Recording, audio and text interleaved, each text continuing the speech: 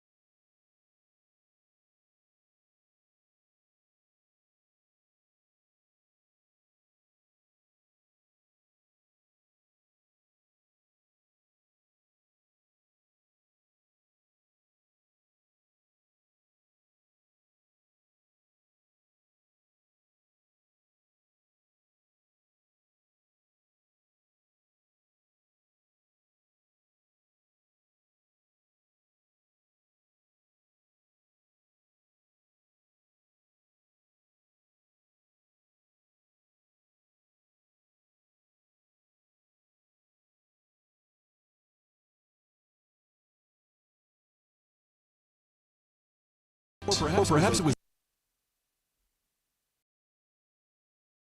Probably about 30 seconds now.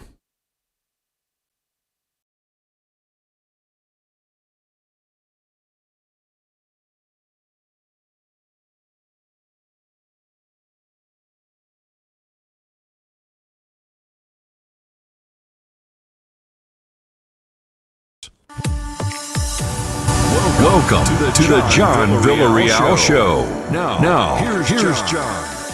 Hey, everybody, what's going on? It's me, John D. Villarreal. What's up? Newstalk 1040 AM. It is another show. First Monday right here in February 2024. And this is the John D. Villarreal Show here on Newstalk 1040 AM all over the greater Tampa Bay area, anywhere from Clearwater, downtown St. Pete, downtown Tampa. We've got Brandon, Bradenton, so many different places. Sarasota, where I'm at right now, Longboat Key.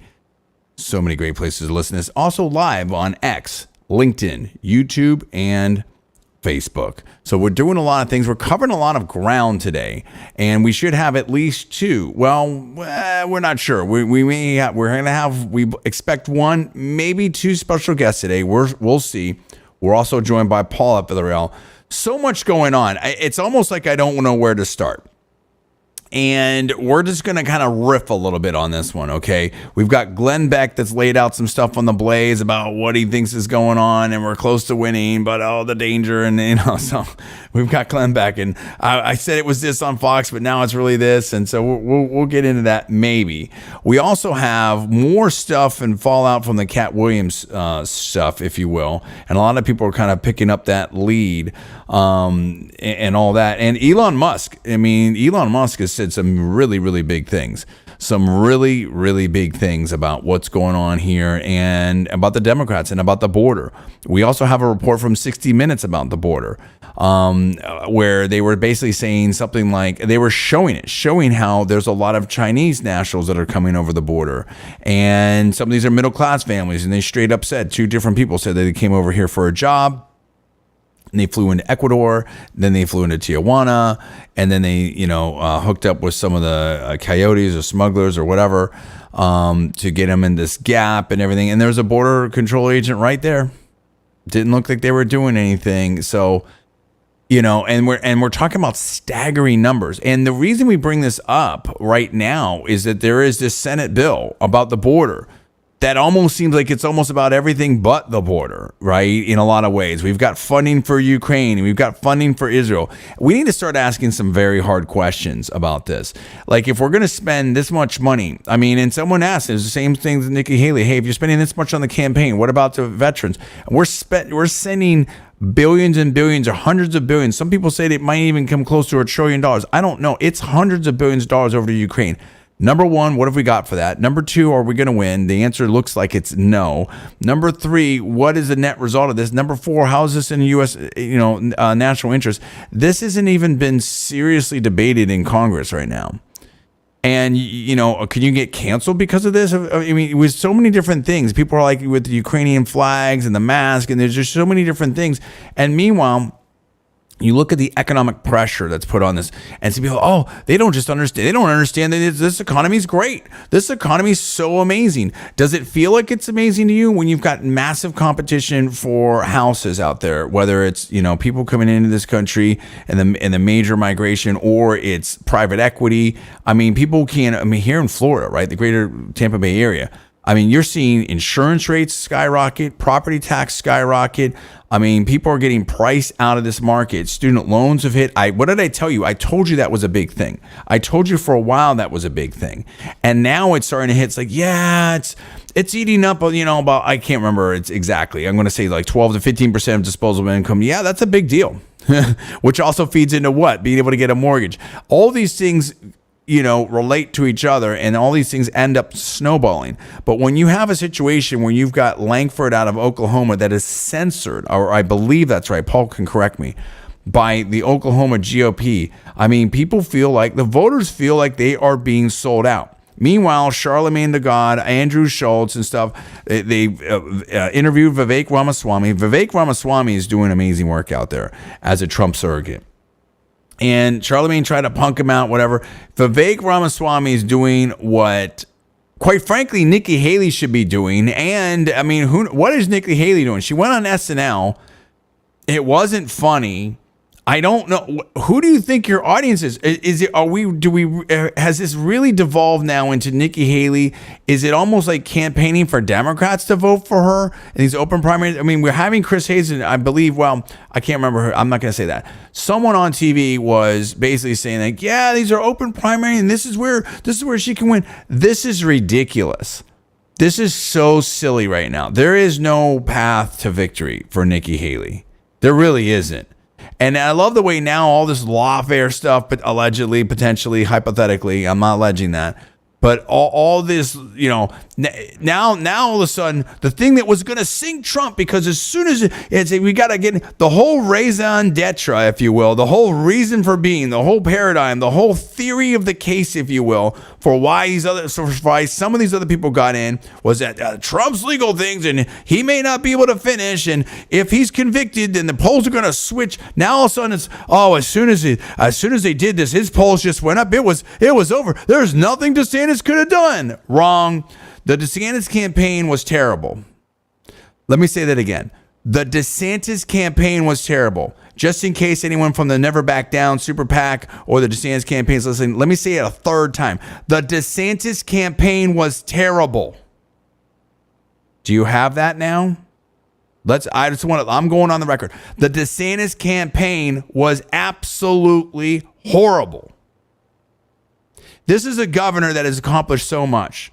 All of you should be embarrassed by yourselves. The influencers, now all of a sudden, Ben Shapiro. I was wrong about Trump. You think, bro?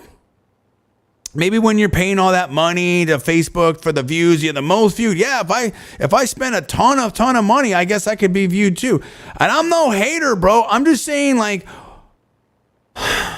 listen, I mean, oh man, I'm gonna get myself in so much trouble this show. I can already tell. I can already tell. Save this one because this one could be a good one. Listen, I'm glad he's on our side. Smart guy, does the good work. College campuses, different things like that. But who is listening to him for campaign advice? Look at the damage that dude's done to his reputation the last 3-4 months, stuff like that, and whatever. But I always knew what it was. Like, I mean, that dude is no leader, bro. And who am I? I'm nobody. I'll tell you that right now. I'm just someone that knows a lot of things and knows a lot of people. But man, we missed that Trump thing. Okay. Really? How can you be that smart and that informed and miss that Trump thing? And what it really is what happened with JD Vance, okay, this week with George Stephanopoulos. JD Vance started speaking truth to power, and they shut him up. They mic'd that. I can just feel like a fly on that whole situation there with hold on, let me get this set up right here. Hold on a second. I can feel what it was like potentially. I mean, this obviously wasn't what it was like, but I mean, if this was I've got my buttons a little bit different here. Hold on a second. Let me find this here. I got to find this. 1 second. There. Is this it? Yeah, I think this is it. I think this will work. Okay.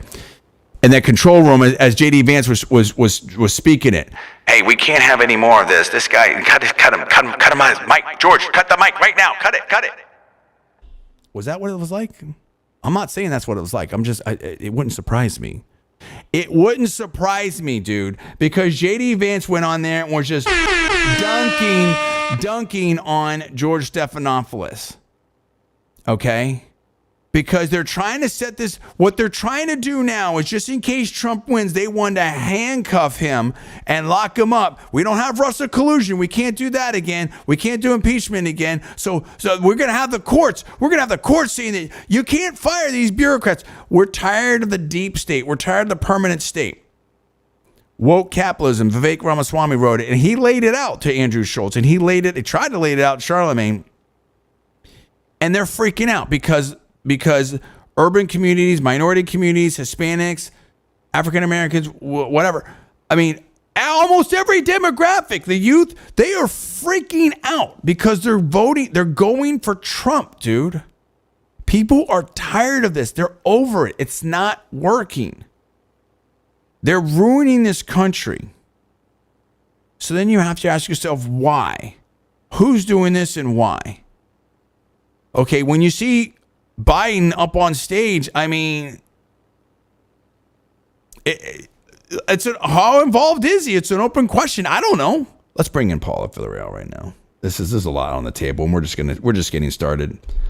Paul, am I overcooking this too much here? I mean, like, listen, we got a lot of people. It just feels like they're trying to shove this Senate bill down the throat. But I mean, I feel like Washington and Wall Street is starting to wake up to a Trump win. You still have money flowing into Nikki Haley with the billionaires, and we're going to do it. Yeah, how'd that work out with DeSantis? And let me go back to that. Some people might say I'm bombastic. It doesn't matter because I got to make this point. You have the most successful governor in Florida's history in my lifetime, okay? And you had someone that was up by 20 points, a blowout, this and that, whatever. And dude, this campaign just tanked. I mean, he came out diminished. Thank goodness. I don't know whether he listened to this show, looked in the mirror, I don't know what it was, stared into the abyss, come to Jesus, whatever you want to, fill in the blank, whatever metaphor you want to do it. But some way, somehow, he understood and took some control of that campaign at the very end. Remembered who he was, got out, endorsed Donald Trump. That was great. Now he's not on the circuit doing the surrogate thing for Trump yet. So, I think that would have been better, like Vivek has done. Vivek is basically showing you the playbook on how you should do this right now. And Vivek kind of got a little over his skis, got a little funky there at the end, but he's rebounded now and he's doing great. Because here's the thing, it's not about Trump, it's not about this and that, it's not about sour grapes. It's about if you're serious about anything the American electorate is serious right now because they are feeling just ridiculous levels of pain, economically and otherwise. You're having job cuts. They're trying to convince you and gaslight you into this economy is great. I'm not trying to talk it down. I wish it was great. I'm on the front line out there, my day job on retail, and I'm seeing it. I'm talking to people. I'm hearing it. People, they're trying to downsize. They're trying to do this or they're trying to do this. There's a lot of things going on. I can't get too into it right now. And this show is sponsored by the Doherty Auto Group, and we definitely appreciate Doherty Auto Group. And if you want to come over and see an awesome Maserati or an Alfa Romeo, come see me at Maserati of Sarasota, Alfa Romeo of Sarasota. And of course, we can help you out with Sarasota Subaru as well, which we're just doing. But I'm seeing a lot of people buying Subarus because it's a practical car.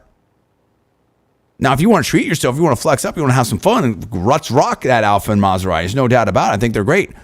But the point is that I'm having these interactions. I'm seeing people. I'm a consumer too. I go pay for on shoes. I go pay for different things. I'm seeing some deflationary pressures out there if you're watching the prices, but we're also seeing some things that are sticky. And some people think, oh, it's going to be a soft landing. People can pay for these real estate prices. Who? It is an affordability. It doesn't. The math is not there. And so in this situation, when you have Ron DeSantis who's out there fighting Governor DeSantis front line politically and getting results. Now, some things we disagreed with. I think he went a little too far on the culture stuff, stuff, if you will, and a little too far left, and globalist, if you will, or whatever. However you want to say that. Whatever. I just have to move fast here on this. And if I misspeak, I apologize. But I have to, I'll correct and advise and revise and amend later. And I think that it was. I talked about that in previous shows, but that campaign made him look terrible. And now we have Nikki Haley in there, and this is what I'm just saying. We think about what's on the table right now. This border bill with more funding for Israel and Ukraine. Those are two separate issues. We'll talk about that. We'll break that apart. But on the Israeli thing, the idea of super strong, I thought they're winning. How much money do they need? How much longer is this going to go? Like, what's the reason behind that? Maybe a fantastic reason. I have family in Israel. You know what I mean? I'm a huge supporter of Israel, everything like that. But there's a problem in the Democratic base that they have. I mean, there's we'll talk about that. There's issues potentially with Biden and Netanyahu. That's been reported.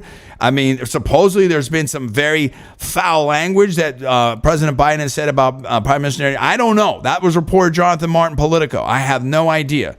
But there's these reports out there. Meanwhile, you've got Rashida Tlaib and a bunch of other people that are. Some people out there that have, I'm not going to say it here, repeat it here, but there's a term out there for President Biden that's not complimentary in relation to what's going on in Gaza. There's a lot of people that are upset about that. So how much money are we doing for, and we are a big supporter and a funder of Israel, of course, but how much money is going for that? Why are we doing that? Is this humanitarian? Is it military? Like, we need this discussion. We don't even know what's in the bill, dude. We don't even, I'm so sick of this vote for it to find out what's in it thing. No, somebody's writing these bills. Is it the State Department? Is it K Street, the lobbyists? Who's writing this bill? Then more money for Ukraine. We talked about that. How much more money? Billions and billions of dollars. For what? What's the ROI there? Where's the end game? Give me the case to win. It's the same thing with Nikki Haley's campaign. How is anybody thinking that the campaign's going to win? This is madness. Meanwhile, we're going over a cliff economically. A lot of people say this could be no less than Jamie Dimon, okay? And Elon Musk and others are saying that there's going to be real trouble this year. What about the homeowners? What about the homeless people? What about the veterans? What about the schools? I mean, now all of a sudden, the blue cities and the blue states and the blue counties are starting to feel what this, this open border, the problems that is causing. And listen, we're a land of immigrants, and we're all for that. But, when I brought my wife over here, my grandparents came over here from Mexico. They did it the right way. I've seen the papers and everything like that. When my wife came over here, did it the right way, paid a lot of money, took a lot of time, couldn't work for a while. The whole thing, right? We did everything right. What's wrong with that? Now, if there's like a war over there or something, there's something happening, there's a real serious crisis, then of course there's a certain amount. I mean, listen, we're charitable people, but what is that? Charity begins at home. And that goes back to why Trump is running America first. And that's what Vivek Ramaswamy said on The Breakfast Club and Charlemagne, trying to get him on his chops. You're this, you're that, all the isms and everything like that. And he's like, no, listen, how is it controversial? This is a very rough paraphrase. That elected leaders in that municipality, country, whatever, should represent the constituents. Why is this somehow crazy or somehow bad? Paul, talk to me about this. What do you think about all this? Well, the issue of what Vivek was talking about in the Breakfast Club, based on what you're saying, I didn't watch it.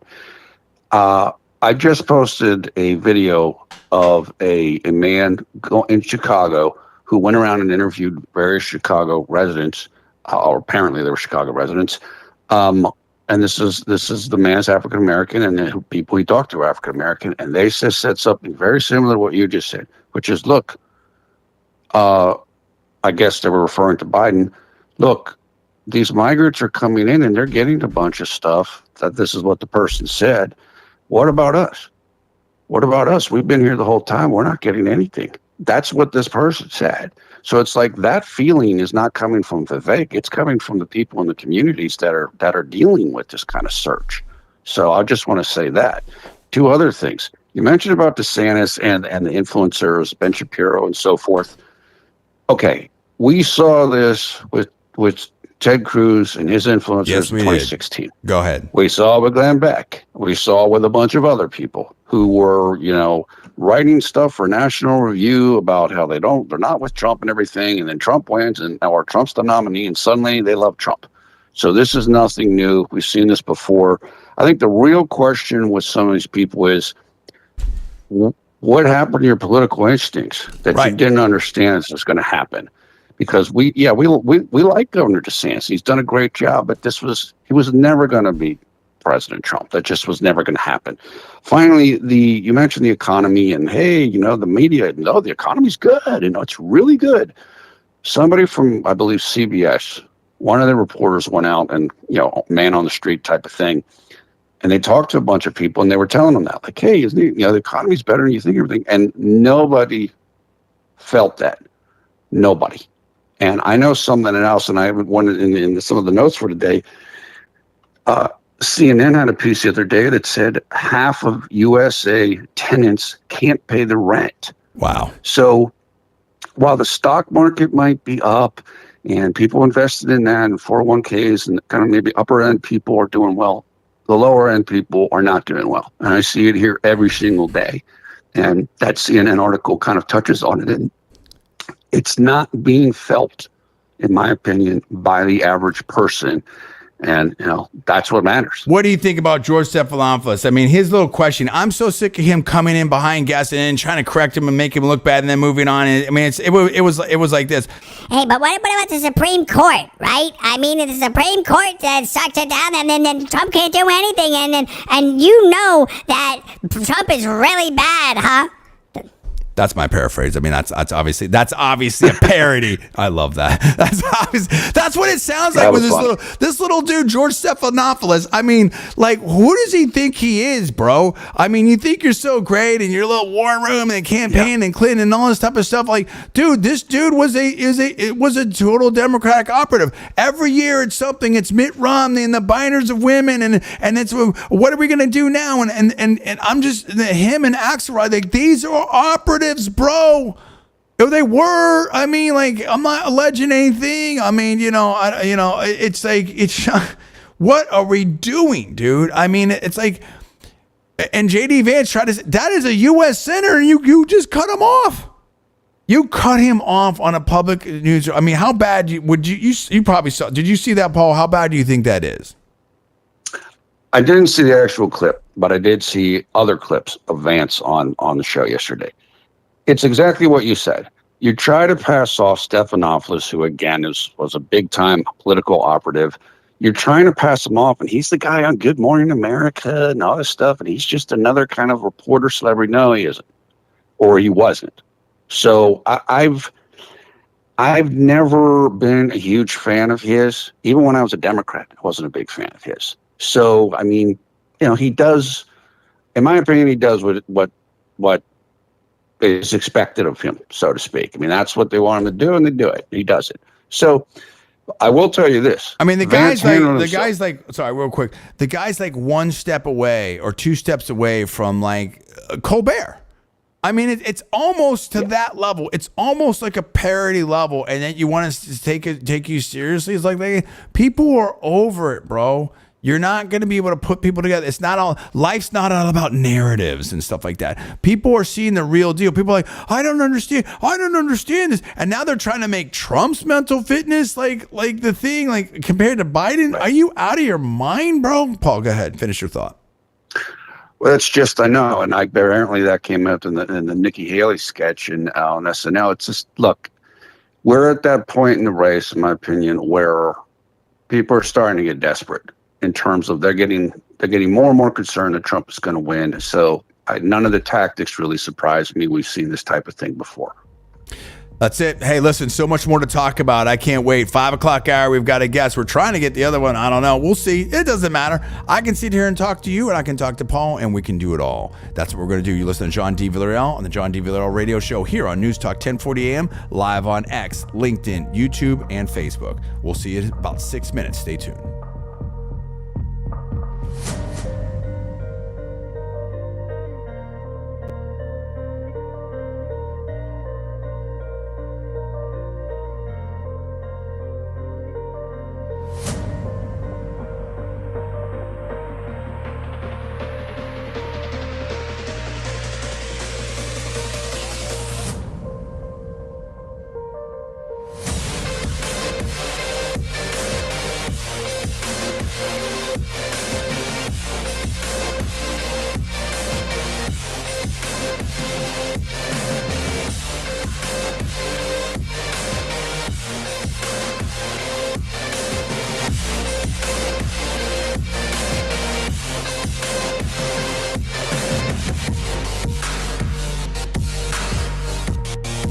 News Talk 1040. News, talk, and information. It's a little bit of everything. When you want it. A lot of news. At the top and bottom of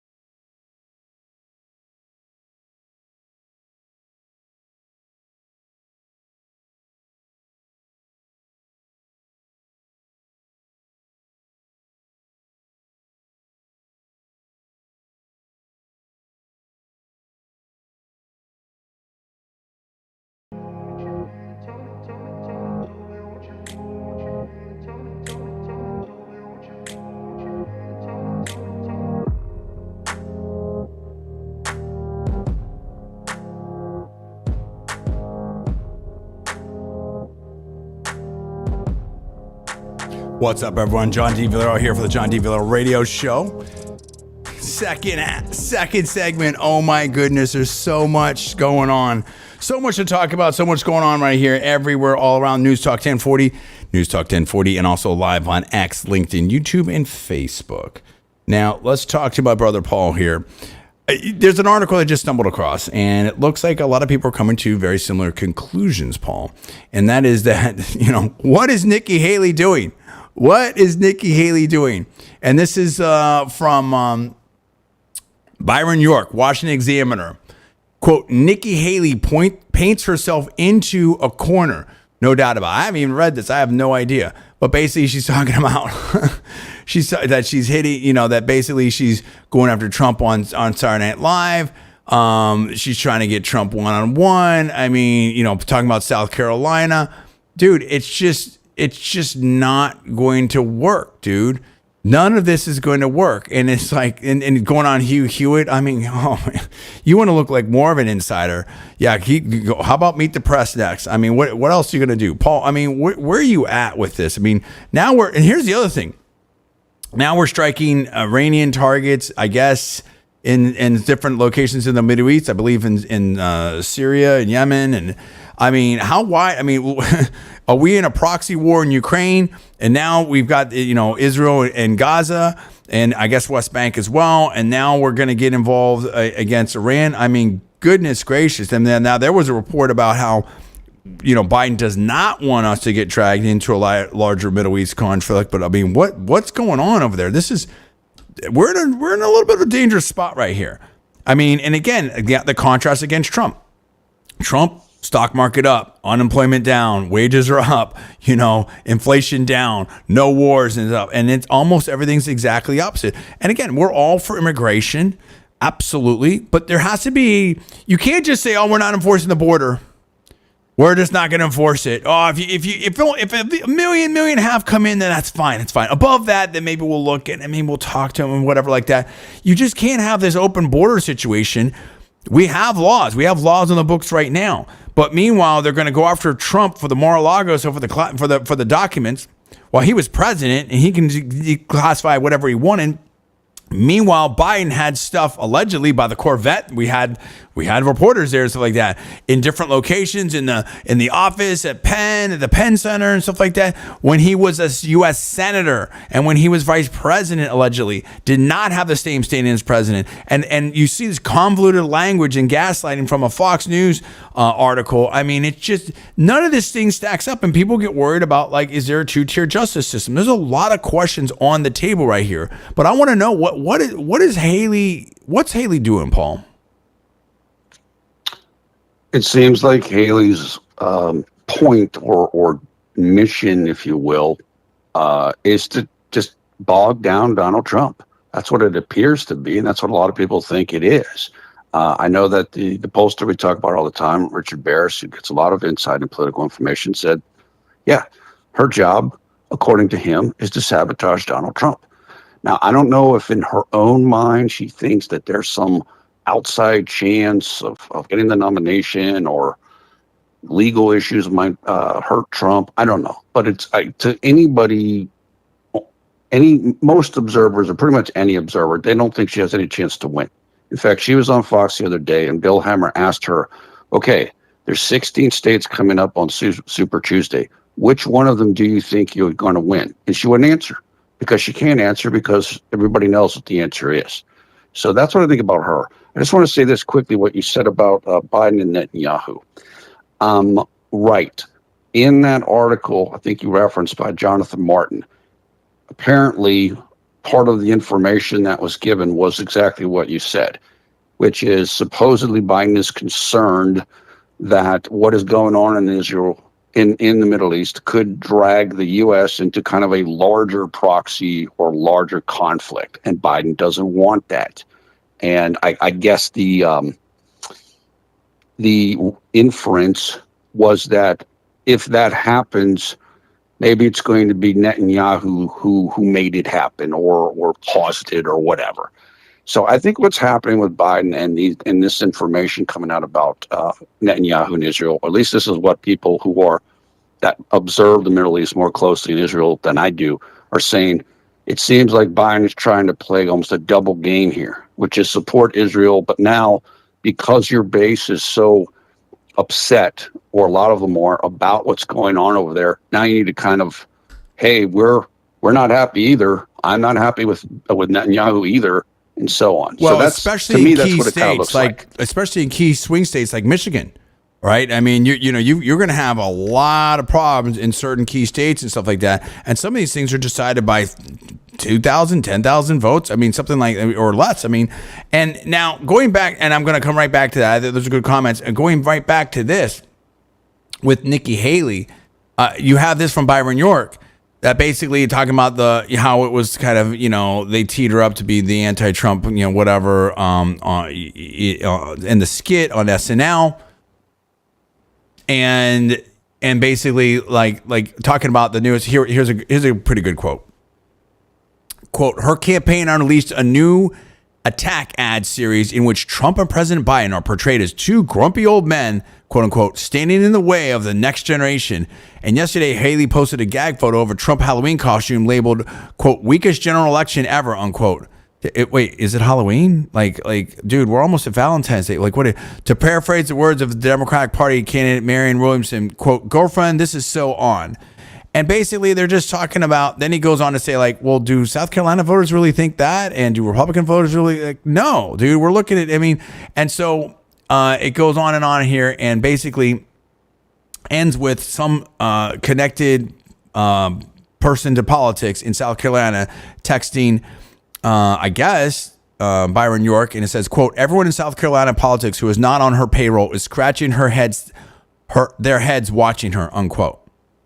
And that's what I'm saying. Like, it doesn't make any sense unless you're trying to get on MSNBC or you just are in such a bubble that you just don't understand what's going on there. And that's possible. I mean, Selena Zito talked about what we talked about on the show, which is basically the election started turning with East Palestine. It wasn't the indictments and all that type of stuff. That just, added more fuel to the Trump rocket, if you will.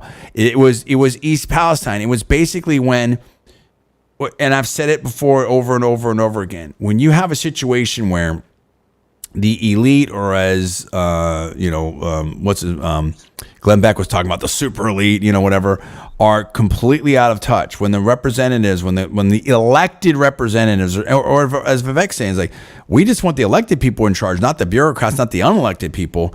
But the administrative state, the bureaucratic state, the deep state, if you will. But when the elected, when government is so out of touch to the average American, to the average voter, that becomes tremendously problematic. Almost like a weird dystopian, Hunger Games type of atmosphere where everyone's rich and effete in the capital, and people are just destitute and barely hanging on, and all the provinces outside the capital and stuff like that. And I think, don't you think that that's where things started moving? I'm not saying that was the absolute point, but that was certainly in a relatively early marker with East Palestine, Paul. And that's where, maybe no coincidence, Biden is supposed to go visit soon. Yeah, I think that had a huge effect, and that's something we can, we might be able to bring up with our guest next time, because he taught a lot in Ohio, so he's familiar with that. East Palestine is not far from where we grew up, so I know exactly what that terrain is like, what people are like there. Very good concept of what they might be like. So I think that, and just the overall inflation issue, that really turned people, in my opinion, on Biden. But yes, I do think that had an effect. Also, Afghanistan, the withdrawal, that had a massive effect on him. And coming back to Haley, look, this is the same kind of question that people are now asking about Senator Langford, who, you're right, was rebuked by the party, rebuked, in not Oklahoma. Censured. Yeah, I don't remember if he got. I have to look that up if he was formally censured, but they pulled support from him. I know that.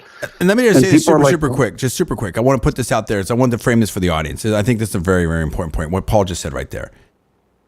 Afghanistan, East Palestine, the economy. So this isn't about like the border. This isn't about and Kamala Harris. Don't we have a vice president somewhere? Like where's she been at?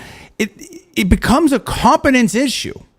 Like being president, you actually have to do things. Being vice president, you actually have to do things. Running the government is actually a really complicated deal, right? Remember they told us the adults were in charge and Donald Trump is so dangerous and stuff like that.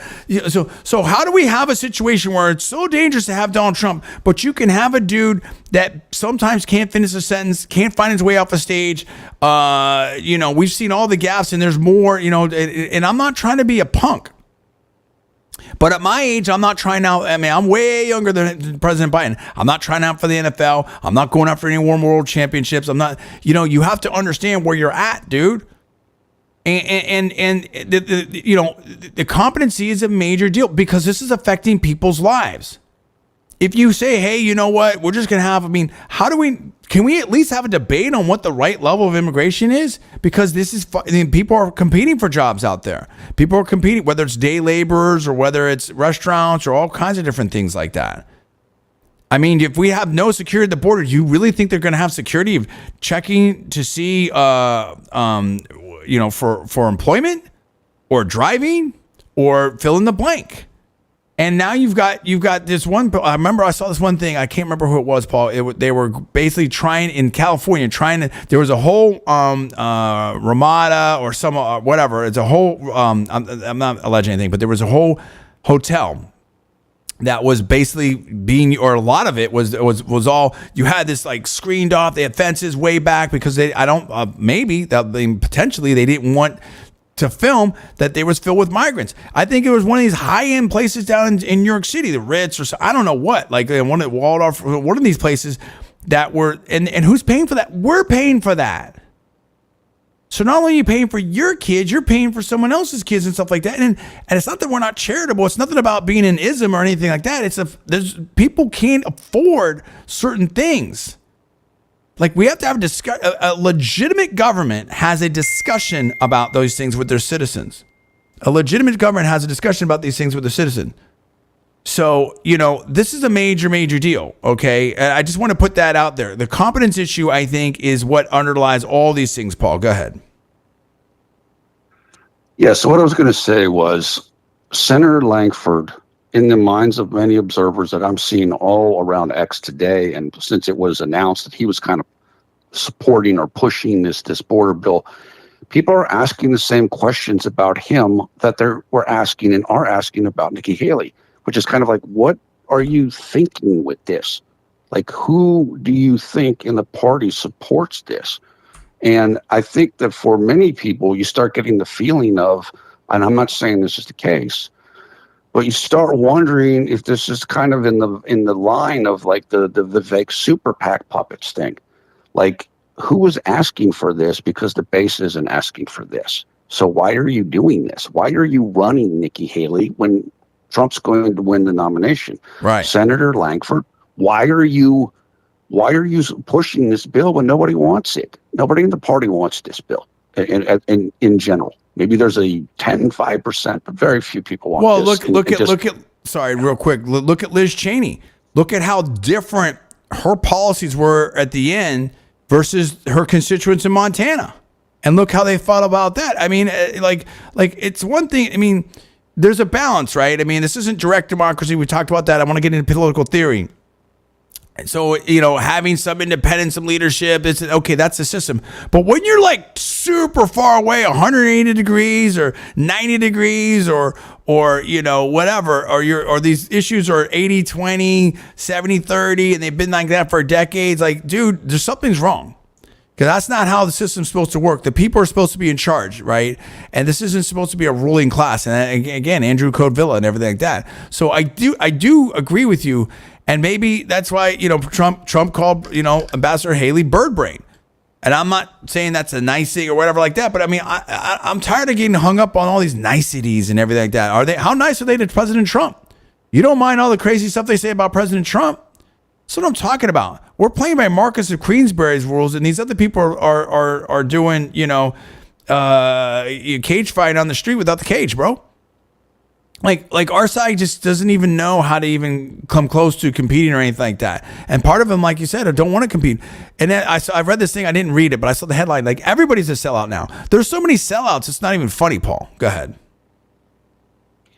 Yeah, there do seem to be a lot of sellouts right now. And look, you mentioned some of these people, I hate to say it, in my opinion, do not want to compete. I mean, Liz Cheney will tell anybody who wants to listen to her, I want the Republicans to lose. Why? Because if the MAGA Republicans lose, then the establishment Bush Republicans think they can come back in and take the reins of power again.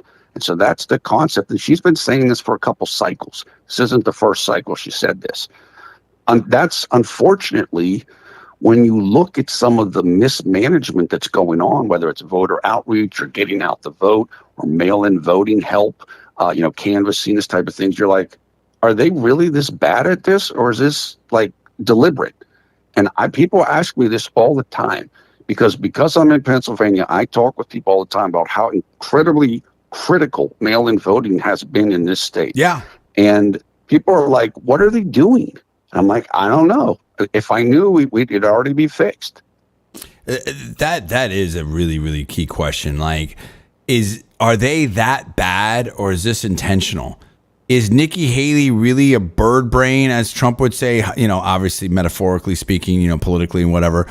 Or is this an intentional move to be a super PAC puppet and or just sink Trump? I mean, is this a Trojan horse? Is she, it's not really the right analogy, but is this basically some Brutus turn, or something like that to basically sabotage Trump and the Republican Party right now in this election?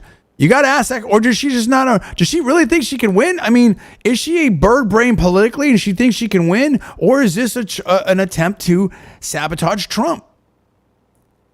Again, I'm not trying to be over the top. I mean, we're almost at Super Tuesday, players.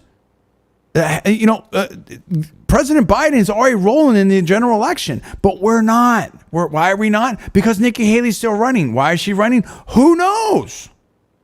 Who knows? Dude, your campaign is over for actually winning. Now, if you want to be John Kasich, if you want to, I've seen speculation out there on YouTube and other places out there. We're live on YouTube, X, Twitter, and LinkedIn, that they're just trying to, that President Biden can't raise money and they're just trying to drain Trump's resources. And maybe some of these other, because he's self-funded before, maybe some of these other lawsuits are part of that.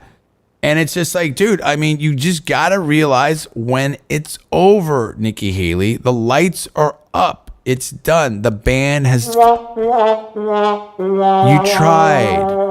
tried. It's sad. You tried. Going on SNL, Paul, that feels. I mean, on the one hand, you take all the publicity you can get, but it's starting to feel a little bit bad faith to me, potentially. I don't know. I mean, like you said, it's perplexing. I don't want to. We try to be a positive show. We're not here to, but I mean, like it's odd. It's very odd. And I mean, she's got to make that decision. It's not unlike like Ben Shapiro. Okay. I give Ben Shapiro this credit. He woke up and realized there was nowhere to go. You're either going to jump ship and do the Joe Scarborough thing and start, being the Democrat dude. The Never Trumpers realize, some percentage of them, like, back years ago with the Cruz crew, back and Mark Levin, whatever like that, they realize, okay, well, that didn't work. We got to get back on the Trump train. This to me is Ben Shapiro doing that. It fessed up, said he was wrong. Okay, I appreciate that. I respect that. But there's others that don't want to deal with that yet. Chris Sununu, Governor Sununu, Nikki Haley. What are we doing? You're not kidding. It's not going to work that way, dude. It's like, do you think you're going to be the general manager of the Washington Generals? I don't get it, dude. It's if you had to choose, Paul, and I'm not trying to put you on the spot. Do you think this is intentional, or do you think that she really thinks she can win or doesn't know better? Personally, I think it's intentional, but there are people who do think you have to think that there are people who believe that she is, in her head, thinks there's some way she can win. I just don't see how you can come to that conclusion personally. The only way, and it's a little bit circular, but to me, the only way you really think you can win is if Trump somehow gets disqualified or this big judgment again. And then again, it's not like you're doing anything to help him, not have that happen and stuff like that. Because again, I think that the tone and tenor of even the coverage has to look a little different when Trump is the nominee and that you have these different cases against him. And again, look at what's going on look at what happened in New York. Look at what happened in the Atlanta case. What a mess that is. Okay. And look at what's, the Colorado thing with the ballot and the Maine thing with the ballot. And even, some of this other stuff, new tapes are coming out. I mean, as the time goes on, this is the thing, as time goes on, are these cases looking stronger or are they looking weaker? And even in the defamation case, you saw this lady go on, Rachel Maddow, talking about going on a shopping spree. How does that look? I mean, and then Bill Maher and stuff was kind of making fun of the show, like, yeah, I guess Bergdorf Goodman needs, in my opinion, parodies. He's a comedian. I don't know. Maybe I took it wrong, or my opinion, my paraphrase, not alleging anything. But yeah, maybe Bergdorf Goodman needs more, better security. And I don't know what that layout is, but I've been in a lot of like high end boutiques and stuff like that. Dude, it's not like you've got this like, I don't know what I have no idea. I'm not saying this specific case. I'm saying hypothetically, forget about all that. I've been in some very high-end boutiques, and the dressing room is like a little like a very flimsy maybe wooden slide door. A lot of times it's just a flimsy curtain. Like a lot of times you can barely fit in there. Like these are like little boutiques, dude. I don't know what that was or anything like that, but it's just the feel of all of it, and I think this is where a lot of people can relate. And Russell Brand and other people. Russell Brand just went on Tucker Carlson. I got to wrap this up very, very quickly, getting ready. But it was basically like a lot of people are feeling like, that they're not getting a fair shake, that the deck is stacked. And the more they go after Trump, the more it looks like the deck is stacked against him. And in that, people can say, oh, you know what? As an avatar, I get that. And he gets it. And we're so tired of what's going on now. He's not what's going on now, and we'll go to that. You're not going to scare me about what he's going to do because he was in there before and I liked it. Does that make sense, Paul? It does, yeah. I'm just going to step aside for a second because I need to get the thing set up for the next segment. Sounds good. Do your thing right there. We're going to wind it down here pretty soon anyway. It's almost time for that 5 o'clock break, that 5 o'clock hour, that drive time on Newstalk 1040. And listen, it's going to be very, very interesting. I think it's very clear. I think there's going to be a choice. There's a lot on the ballot, if you will. Which way is America going to go? Which way is the world going to go? I mean, there's so many different things that are really, look, I will say this, and we definitely have to, what's going on in Israel? That whole situation is very, very dire. And we need leadership. We need peace. We need leadership. We need to have both sides, being heard there. We need security, but we can't also have collective punishment. Where's the leadership? We're talking about it right here on News Talk 1040 AM. John D. Villarreal show here, and we're going to be joined in the next hour, I believe, by our guest Larry Schweikart. We're also still efforting to get Simon Ateba on the show as well from Today News Africa. So we'll see. Or we might be talking to you anyway. Hey, John D. Villarreal here, News Talk 1040 AM, live on LinkedIn, YouTube, Twitter, now X, and Facebook. Be back in about 6 minutes. Stay tuned.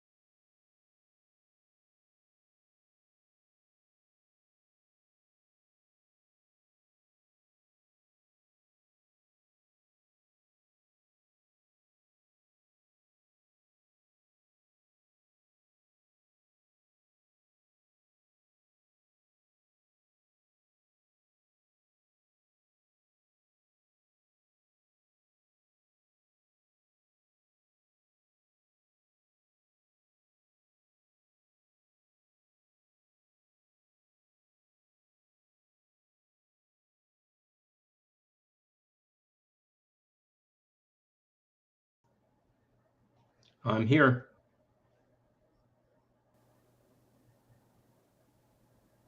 Just hold on one second. We go live at 5:06. I'll bring you in.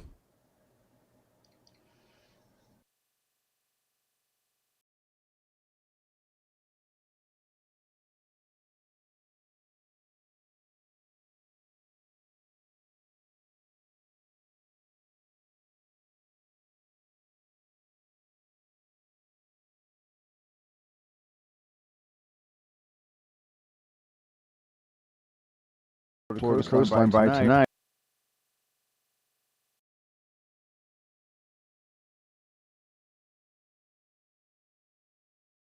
Okay, everybody, stay tuned here. About a minute out.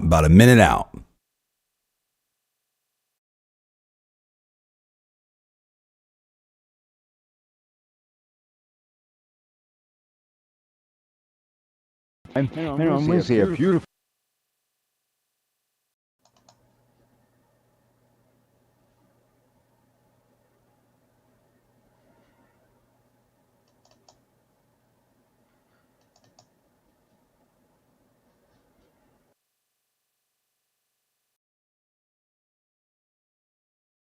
Coming broadcast is brought to you.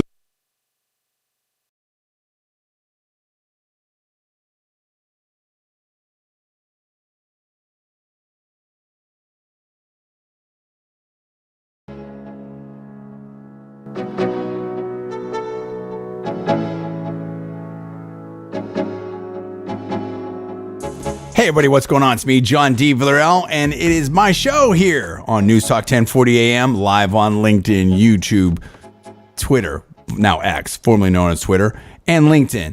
And 5 o'clock hour all around the greater Tampa Bay area right now. I don't care if you're in downtown Clearwater, St. Pete, Sarasota, where I'm at, Bradenton, Brandon, Wesley Chapel, all over the place, or all around the web, all around the world.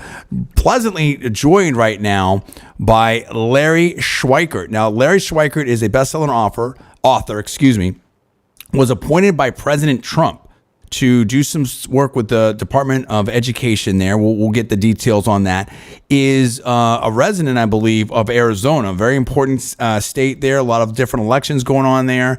Has been very involved. A PhD. Has also taught in Ohio, another key swing state. And we talk about East Palestine. There's so much to talk about here. And I know my brother Paul at Villarreal will want to have some comments as well. Let me bring in Larry right now. Larry, thank you so much for joining the John D. Villarreal Show. Thank you. My pleasure. So tell me about your new book. You've got a new book out here right now that's coming out, and it is The Patriots' History of Globalism. Now, I think that's an interesting title. What exactly does that mean? I think a lot of people, and here's the thing, a lot of people don't want to they get called all kinds of names by the left. Oh, you're a conspirator, you're a conspiracist or something like that. And yet we have these big meetings by the World Economic Forum and Davos, and we have a lot of money. In a shorthanded way that the audience can understand, you're obviously an academic. What do you think is going on? Is this all just coincidence? Is there people want to know the what and the why?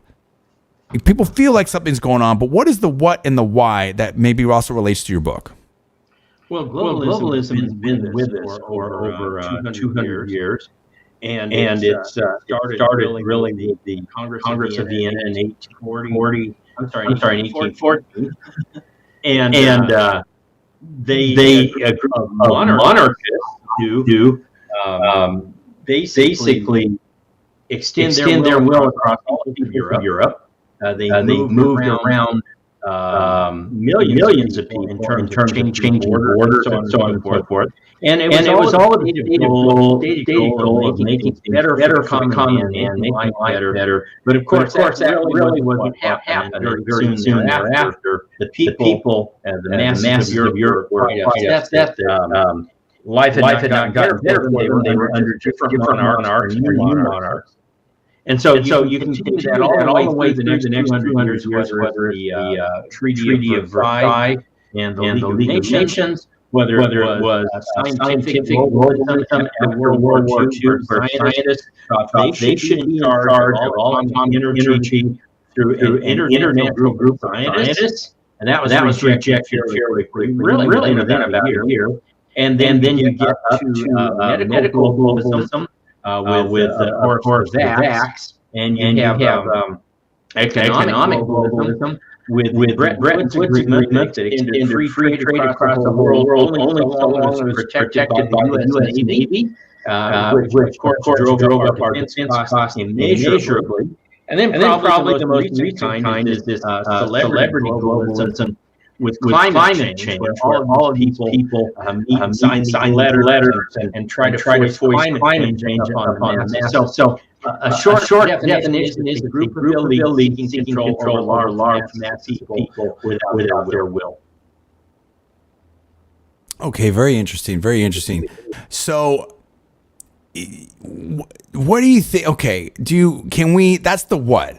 Why do you think it's happening now? You mentioned climate change and celebrity. Like, do you think that there's any kind of specific?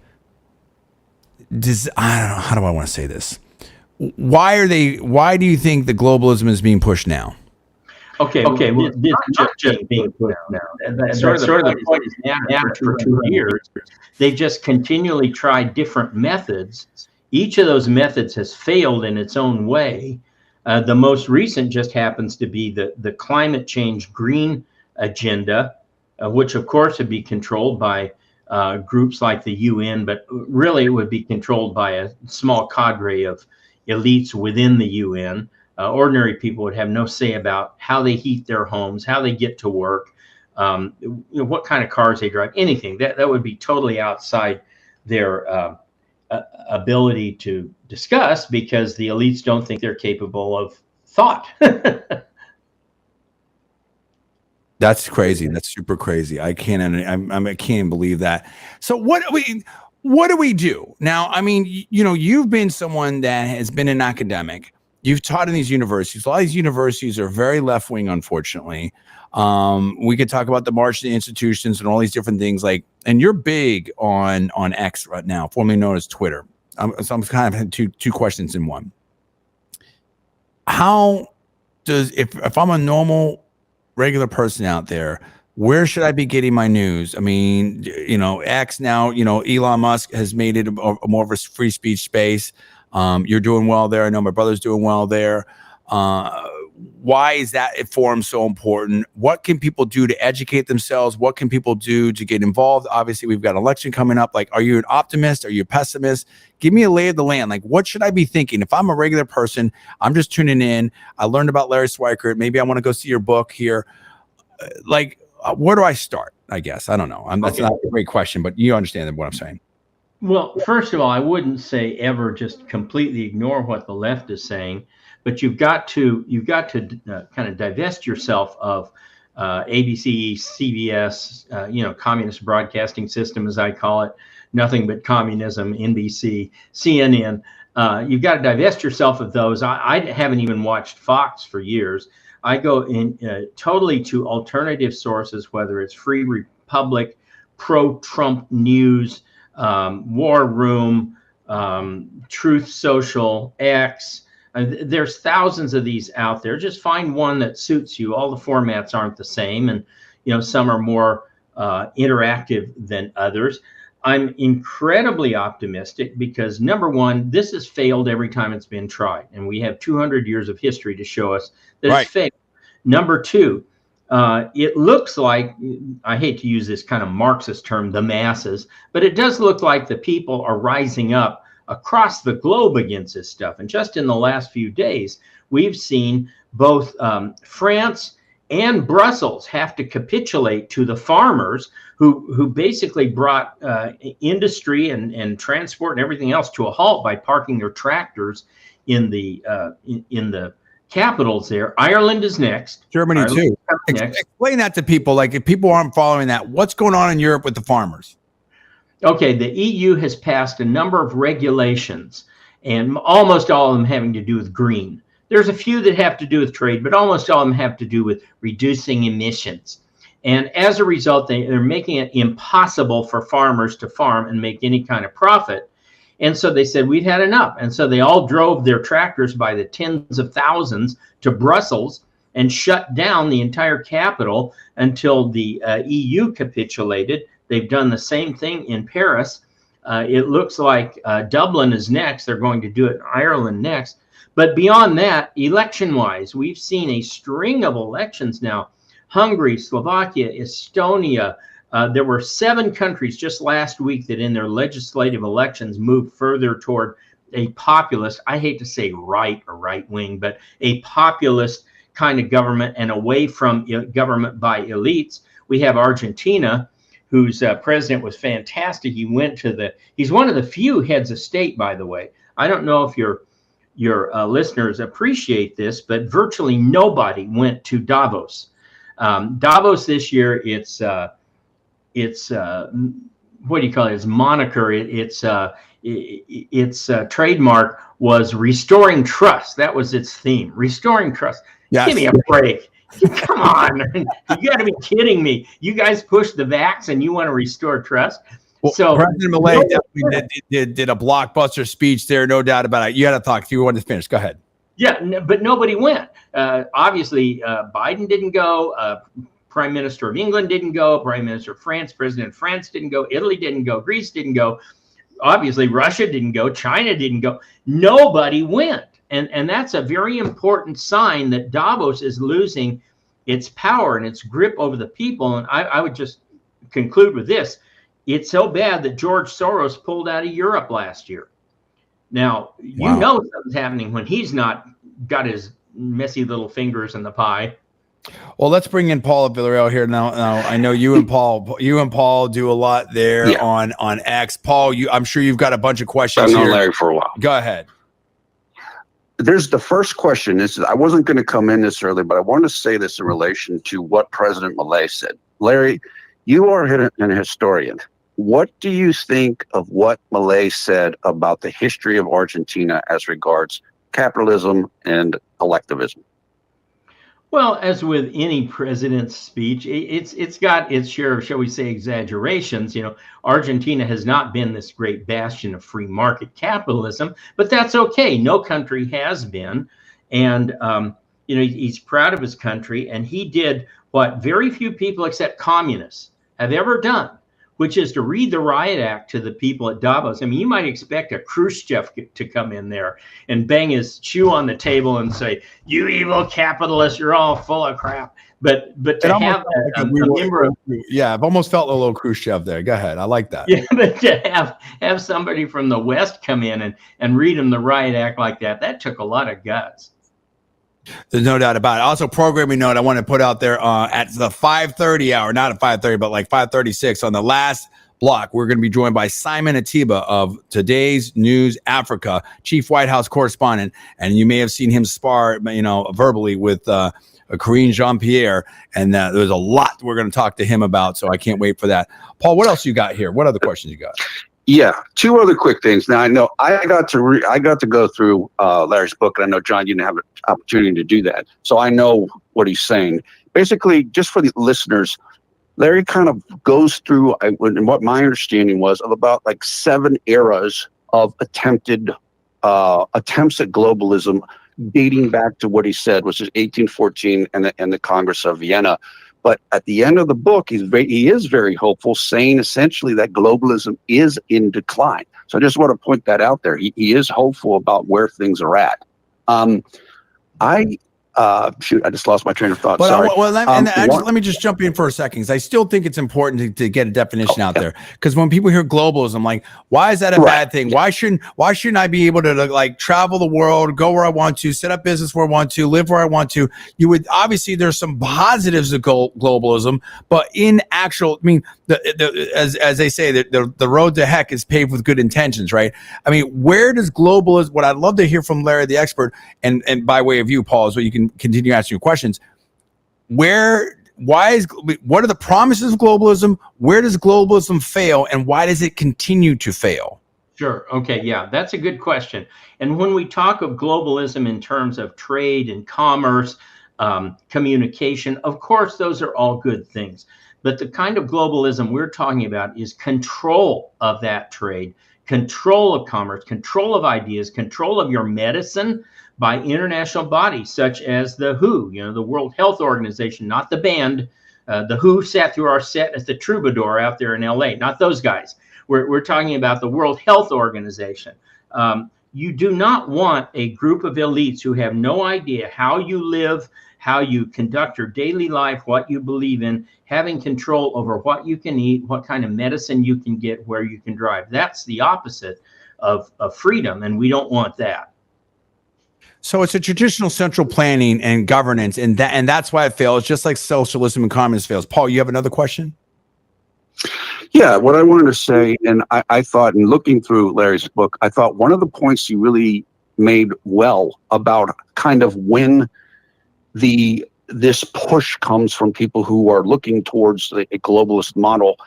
And, this is a sensitive topic, but Larry pointed out in the book that what may have been hoped to be achieved in Ukraine, which was kind of marginalizing Putin, had the opposite effect. Like, it didn't work. So in other words, you can have all the greatest plans in the world, but sometimes it doesn't materialize. And I think that's what Larry's book shows, is that this has been tried over and over again, and it keeps failing, and it's failed again.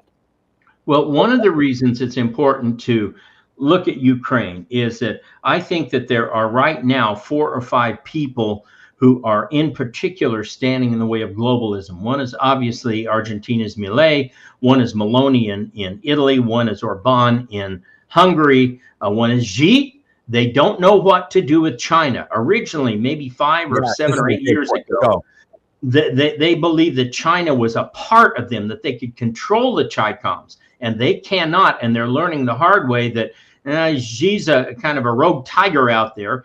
And of course, the big daddy, not counting Trump, is Putin. They cannot control Putin. He is a major obstacle to all globalization. And that's why they wanted Trump out so bad. And it's very likely now Trump's coming back. You said you wanted to kind of drift into some of the political aspects here. So I'll just give you a 30-second wrap up here. And my view is that as of now, anything could change. We got, 8 months to go. But as of right now, Trump would win probably around 320 to 340 electoral votes, might well win the popular vote. If things keep going, though, in this direction, in this trend, he could easily end up with 340 to 380 to winning states like New York that just seemed absolutely incomprehensible a year ago. And there's a lot going on. Can I just say one other thing? Go ahead, Paul. Go ahead. Sorry. Let me just say, Larry knows exactly what he's talking about, because he's very good friends with Rich Barris, the pollster that I bring up all the time on the show. And I just want to say this because this is relevant, and you mentioned on this before, John. Larry's, my understanding, his entire professorial career was at the University of Dayton, which is in Southwest Ohio. So Larry understands the terrain of the Rust Belt. He understands Appalachia. He understands East Palestine. Larry, we grew up in Southwest Pennsylvania, outside of Pittsburgh. So that's our terrain too. And I try to tell people all the time who aren't from this area, they do not understand. Near Wheeling, yeah. They don't understand how popular Trump is and what kind of an iconic figure he is to the people here because of how much travails they've gone through in the last 40 or 50 years. How big do you think that was? That? Yeah, to Paul's point, how big do you think that the derailment and the administration reaction to the derailment in East Palestine was, Larry? Well, unfortunately, I'm going to tell you it wasn't as big politically as you might think, because those people were already going to vote Trump. True. Okay, so let me do this in quick order. My book is Patriot's History of Globalism. I don't want to push somebody else's book, but there's 2 other sources that people should look at.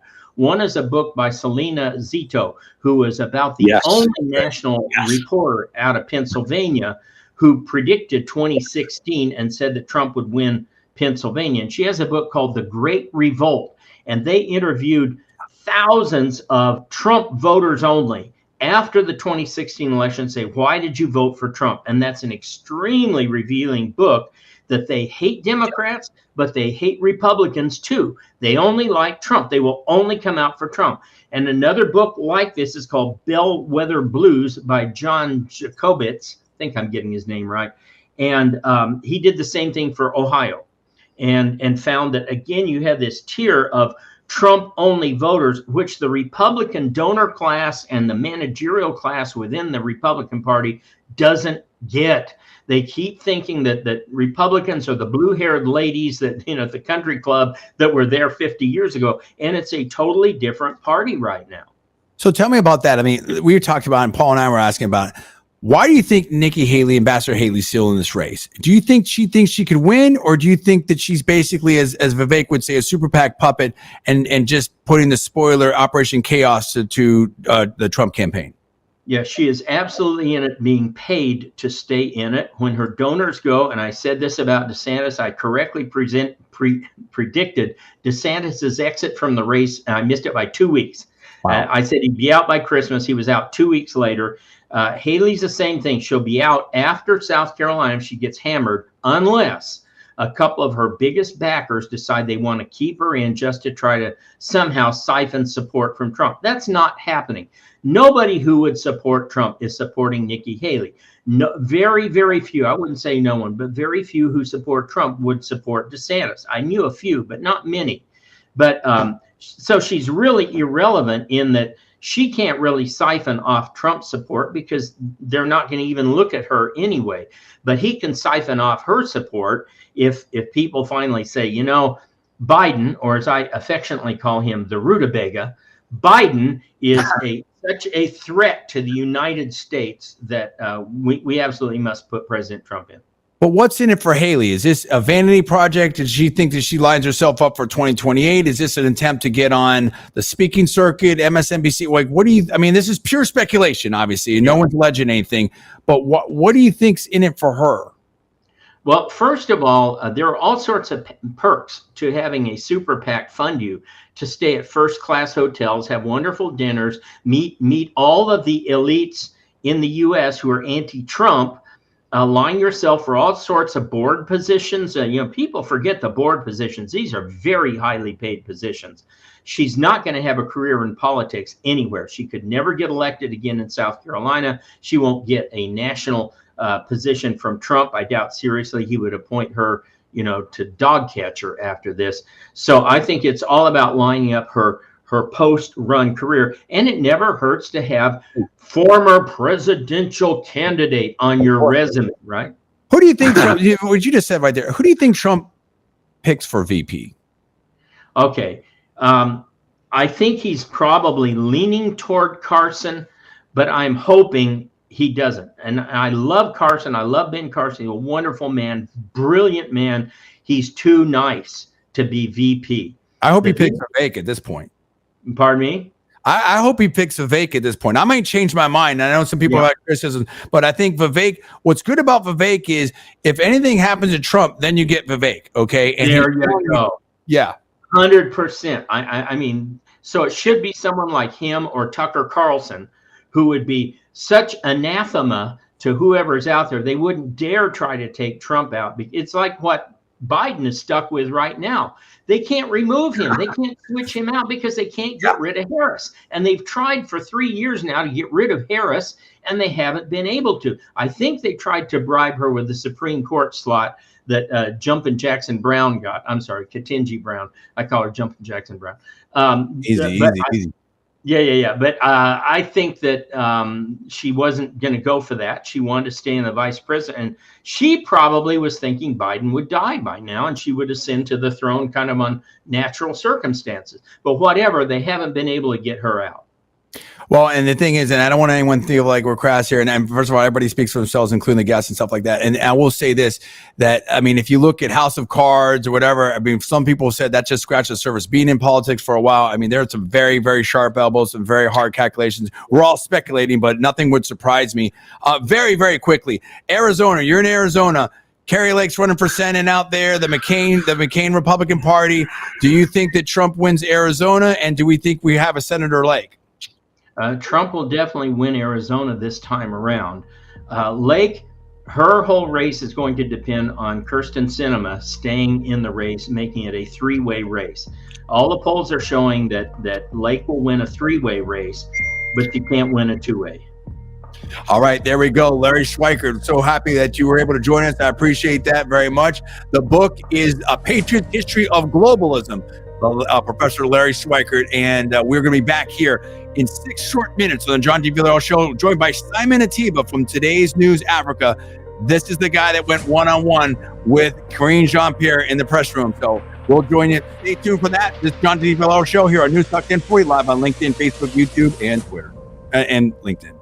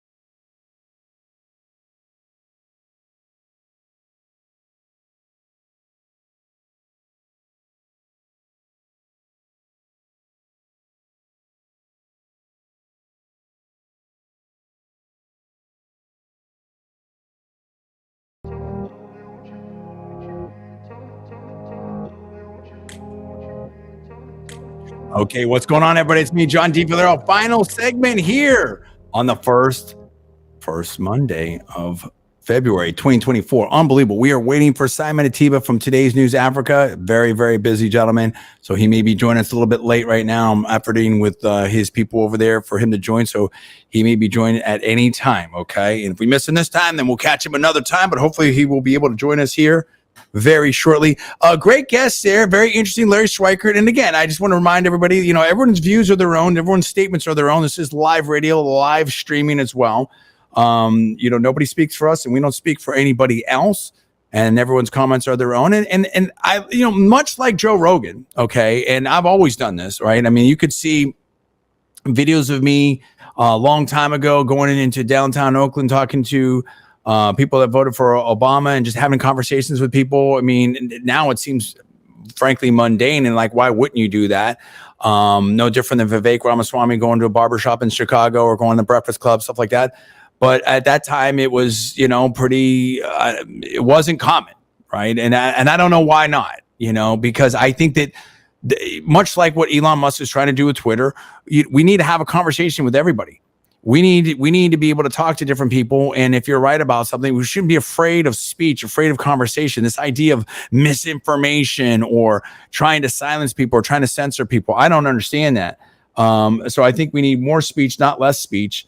And yeah, very interesting perspective there, Paul. Now, the one thing I would sort of slightly disagree with Professor Schweikart there was I knew that the people, there we go. And that's why I wanted to see, this is the gentleman himself. I'm going to bring him in right now. Needs no introduction. This guy's gone toe to toe with Karine Jean-Pierre. We may have a little technical thing here and in the White House press room. And really, that's one of the reasons I wanted him on. And of course, there was that viral moment, everything like that. But I think it was like a long time. Now, I don't want to misspeak, but a long time. He was the only credentialed journalist over there, okay, from his region, I believe. And I'll let him tell the story better than I can, but by all means. And he didn't even get a question. Like, they wouldn't let him ask a question. And it was really crazy. They had the people of Ted Lasso up there. We're spending time with Ted Lasso. Nothing against Ted Lasso, but unbelievable. Here we go. Let's try to bring him on right here, right now. Simon Ateba, what's going on? Thank you so much for joining us. Really, really appreciate your time, sir. You are the chief White House correspondent for Today's News Africa. Tell us about yourself, sir, and tell us about maybe some of what's been going on there with you not being able to ask questions at the White House press briefing.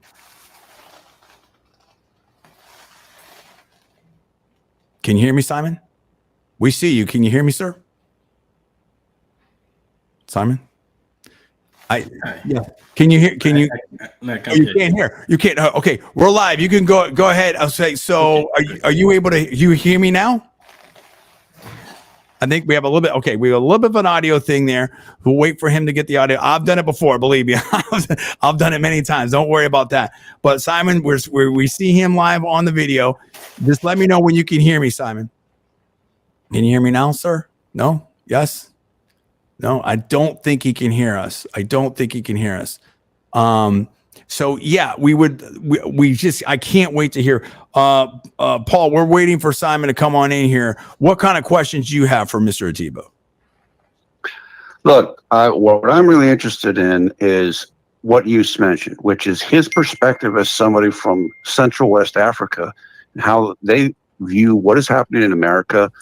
And I think that's why he came to the United States, to get information about that, to kind of share his perspective and have other people talk about that and talk to the White House about that.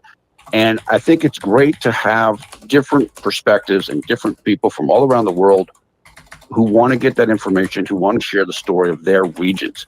So I think Simon's been a big addition to the discussion. He's certainly done great on X and helps inform people on a day-to-day basis. I follow him. Many people follow him.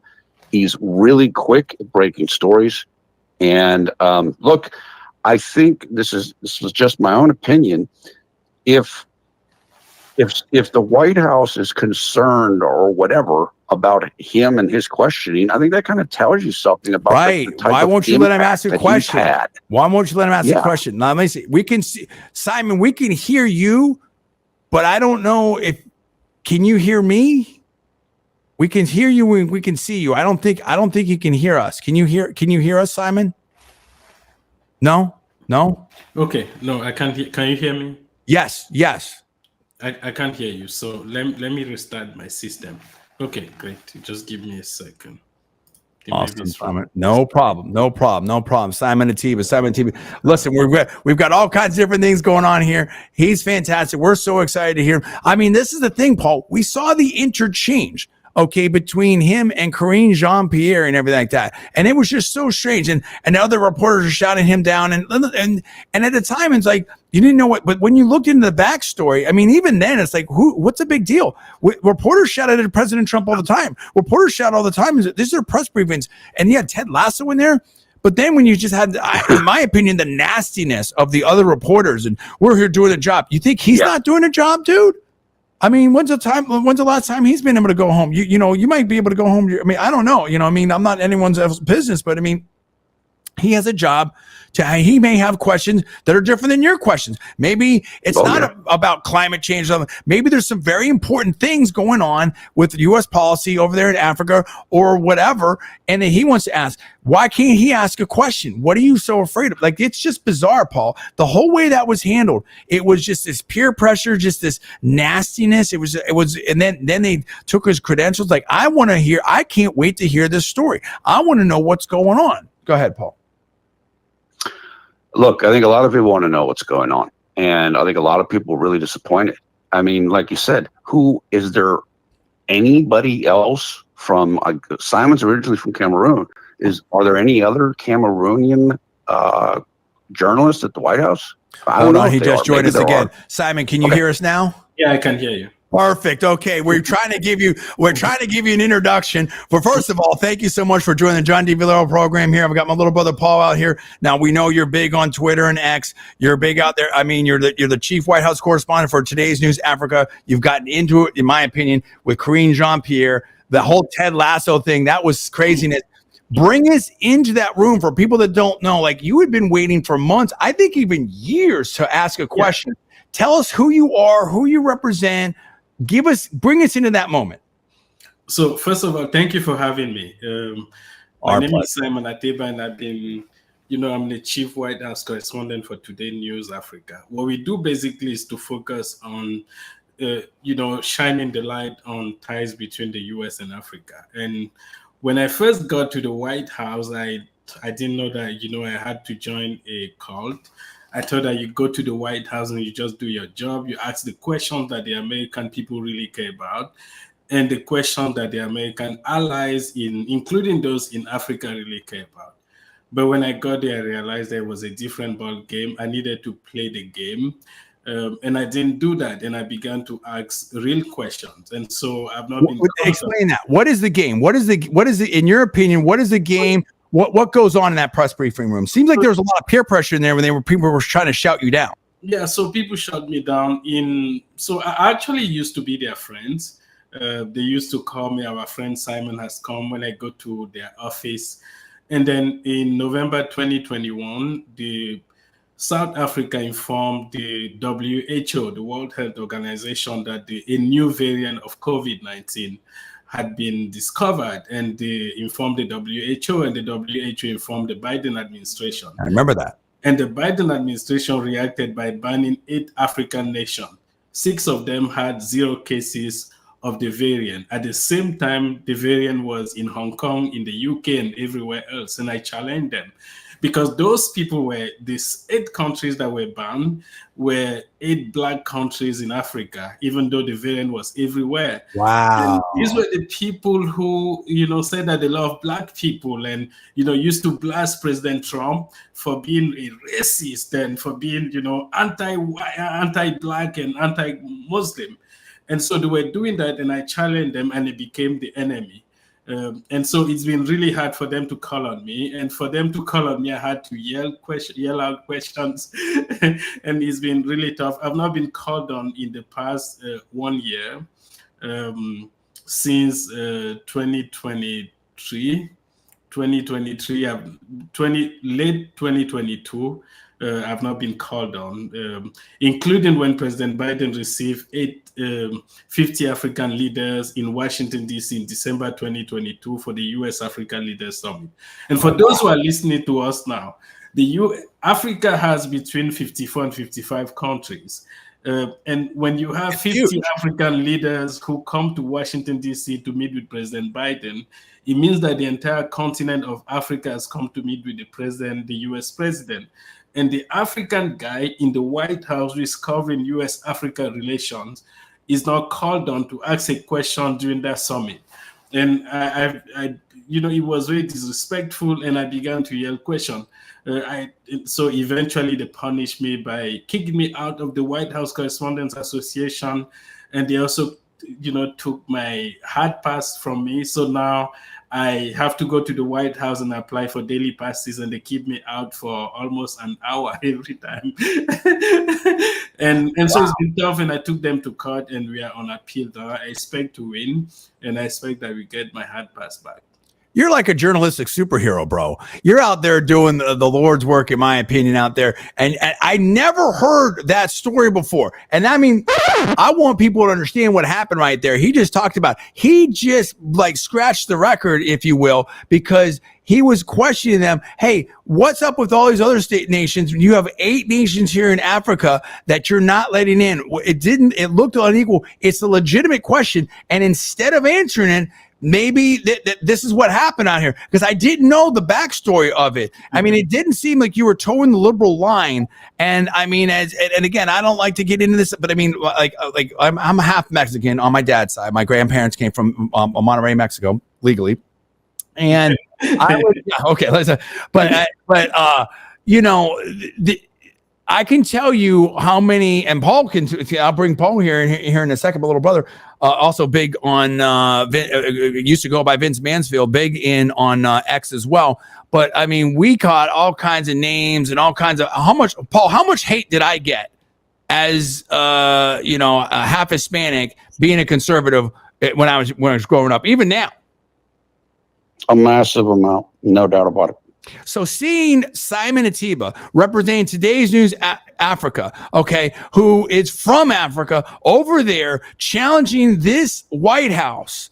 And I mean, we politically, like, did you feel like, how do I want to phrase this? I want to be careful.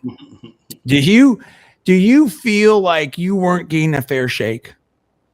Yes, exactly. I felt like I was being discriminated against. I did all I could, and it makes me really look bad when someone is watching Fox News and they see you yelling questions, but they don't have the backstory. They don't understand that you've gone to see the press secretary, you've sent email, you've tried to meet with officials, you've done every single thing possible. You also attend background calls. There are so many things happening at the White House. There are background calls, there are meetings with officials. And so you've done every single thing possible. And what you realize is a complete disrespect of the First Amendment. So they treat you based on the questions that you ask. Is not actually based on, you are allowed to do your job. You should be able to do your job even when people don't like the questions that you ask. Even when you challenge them, they should still be able to accommodate you. So we've been, going back and forth. So eventually they punish me, as I said. They've taken my hard pass away. They've kicked me out of the White House Correspondents Association. They didn't even allow me to buy a ticket to attend the White House Correspondents Association dinner. The food is awful. They didn't even allow me to be there. So it's been a tough thing. And most people who come to Washington, D.C. actually want to change the White House, and they want to change Washington. They want to change the country. But when they get to the White House, they realize that if they do the job they are expected to do, there will be a sideline, and people won't have access to, the parties, the yoga, all the stuff that they do, and so it becomes difficult. So most of them toe the line, and when you don't do that, as I did, they punish you. And I think because I was They're also a bit sellouts. naive, I Sure. thought the White House was actually there to answer questions. It was about power, and I didn't know that. There you go. There you go. Absolutely. I mean, that is a wake-up call, if you will. First of all, I'm going to say you're great. I just love your personality. I mean, you seems like such a cool dude. We would love to have you back. I mean, I could talk to you for at least an hour, so I hope you come back at some point. There's no doubt about it. But in the 10 minutes I've got right now, I want to just try to do a quasi-lightning round. Now, I talk a lot if you haven't already figured that out. So the challenge is really on my part and no one else's. Look. I want to try to get in there and ask some different things. Not that I need to be different, but I mean, I just think I want to ask. I try to ask the questions that the viewer or the listener, audience member would want to ask. What's your estimate? First of all, I guess let me ask this first. Would you categorize yourself as an independent, a conservative, a liberal, a journalist, not involved? I mean, obviously, you're from Cameroon. Like, I mean, how would you classify this? Because they're trying to like put you into the right wing crazies. Yeah.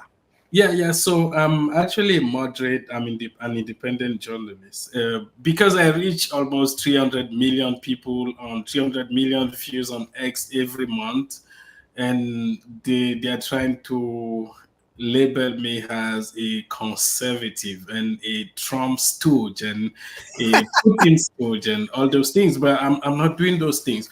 All I'm saying is, when I give my personal opinion, all I'm saying is the reason most people came to the US because of the First Amendment and the rule of law. If you destroy it, you end up having the same country you left in the US. And so even when I seem to side with President Trump and saying that they shouldn't destroy the rule of law to get rid of one man, because in the end, it will come back to bite the same people who implemented those or who destroyed the rule of law. It has nothing to do with me trying to support him or trying to support the right, but it has to do with, you need to be careful. Most of us have lived in other countries. Most people have never lived in countries where you don't have the right to speak. You don't have the right to, associate, and you don't have the right to protest. And so all I'm saying is, based on the experience that I have had, the reason the US remains the greatest country on earth is because of the First Amendment, the freedom, the ability to think and to say what you really want to say. You should not destroy it because you're trying to stop Trump or trying to get rid of him. So I'm independent, I'm a moderate, I don't associate with any political party, and I just want, and I love the First Amendment. So I love the First Amendment. I love the freedom that you find in the US that you don't have almost anywhere else. Well, we need your voice. We need your voice out there, and that is powerful, powerful words. There's no doubt about it. And this is the land of the free, home of the brave. This is the land of immigrants. Having this voice, or the voice of people from Venezuela, or the voice of people from Cuba, or the voice of people from China that have seen it, have heard it before. They felt that government oppression. They haven't had the freedom of speech. When they get over here, it's so precious. Very quickly, I want to hit a bunch of things real quick. What's your read on Karine Jean-Pierre? I don't want it to get personal, but just how do you take the measure of that press secretary in terms of serving the American people and the president? I think she's not doing a very great job in terms of speaking the truth. Usually the White House reaches out to correspondents to ask them to send topics or questions in advance. And so what she does basically is to read the binder. She's not doing a very great job. She lies a lot. She doesn't tell the truth. She doesn't speak the truth.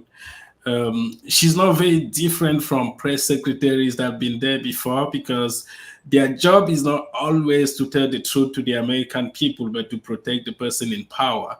And as I said, when I got to the White House, one of the fundamental things that I didn't really know was it was really about power. Gain power, maintain power, remain in power. And I thought it was about speaking the truth and having that dialogue with the American people.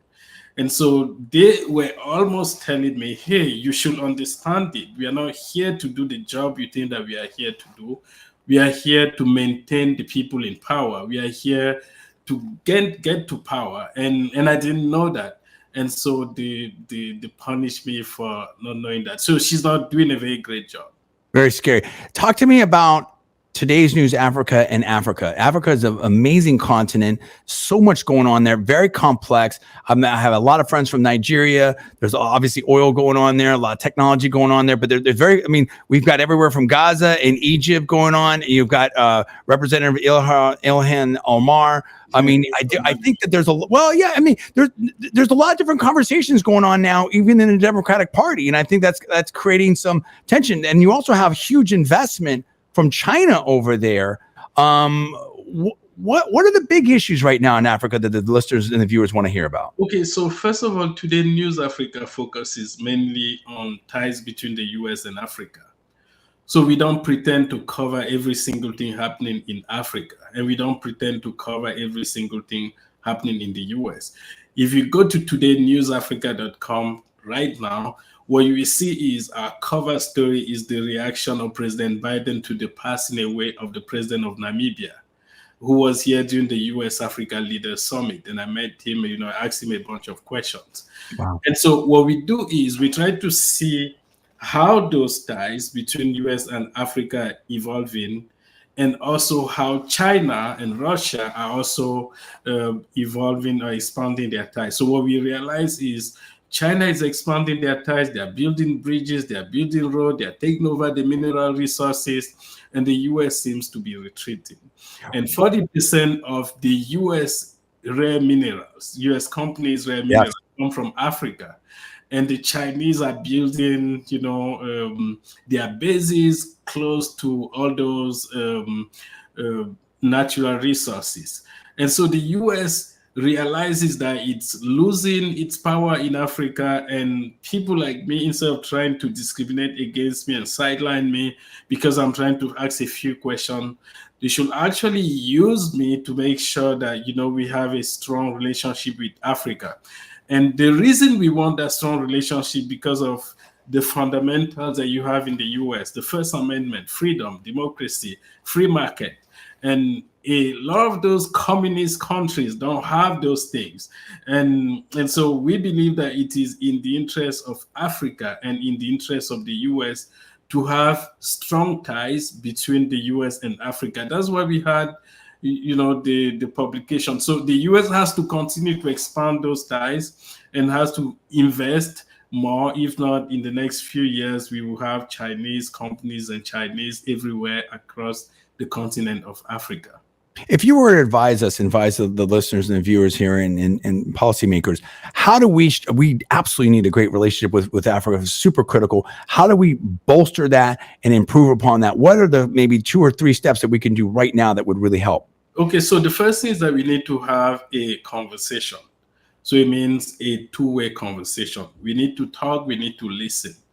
What the US has done in Africa is the US doesn't listen. The US lectures. And the US brings things like, same-sex relationship. I don't care who someone decide to love, and different cultures, different values. Different values and different cultures, and people don't want that. And so I think that what they should do, they should focus on the business aspect, rather than all those things that bring tension between US and Africa. And sports too, you have some great champions in the UFC. I mean, Francis Ngannou, Israel Adesanya. Obviously, soccer is fairly huge. Paul, we've got maybe a minute. I'd be remiss if I didn't let my little brother to try to ask a quick question here. Simon, the great Simon Ateba. Paul, quick question, very quick. 30 seconds. We got 60 seconds left. I don't really have a question. You guys have done a great job. I just want to mention another sports figure from Cameroon specifically, and that's Joel Embiid. And I know Simon knows him. Yeah. Well, so what's okay? So how about this? Where can people find out more about you, Simon, and what's next for Simon Ateba? You've become a bit of a, if I'd like to say, a bit of a journalistic celebrity out there. A lot of people are following what you're doing. Where can they find out more about you? So you can go to my X account at Simon Ateba, SIMON ATEBA. And then you follow me, you watch my interview with Dr. Carlson that we air next month. Oh, unbelievable. Amazing. Simon Ateba, unbelievable. Thank you so much for joining us. Hope you come back here. I want to thank Simon Ateba of Today's News Africa. I want to thank Professor Larry Schweikart. Always thank Paul. And I thank you, the viewer and the listener out there on the John D. Villarreal Show here on Newstalk 1040 AM and Tampa, and live on LinkedIn, YouTube, Facebook, and X. Thanks so much. Stay blessed. Have a great week.